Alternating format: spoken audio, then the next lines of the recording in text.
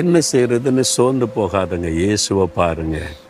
நம்மை போல எல்லா விதத்திலும் சோதிக்கப்பட்டு பாவம் இல்லாதவர், ஜெயித்தவர். அவர் நமக்கு உதவி செய்ய வல்லவராயிருக்கிறார். அவர் தோல்வி அடைஞ்சிருந்தா, நானே தோத்து போயிருக்கிறேன், நான் இப்படி உதவி செய்ய முடியும்னு சொல்லலாம். அவர் ஜெயித்தவர். அவர் ஜெயித்ததுனால நமக்கு உதவி செய்ய ஒரு வல்லவர்.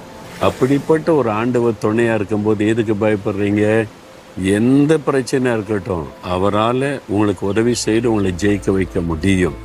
அதனால நீங்க கலங்காதபடி, இயேசுவே என்னை போல எல்லா விதத்திலும் நீங்க சோதிக்கப்பட்டு ஜெயித்தீங்க, நீங்க மேற்கொண்டீங்க, எனக்கு உதவி செய்யுங்க. உங்களால தான் என்னை புரிந்து கொள்ள முடியும், வேறு யாரும் என்னை புரிந்து கொள்ள முடியாது. ஹெல்ப் பண்ணுங்க.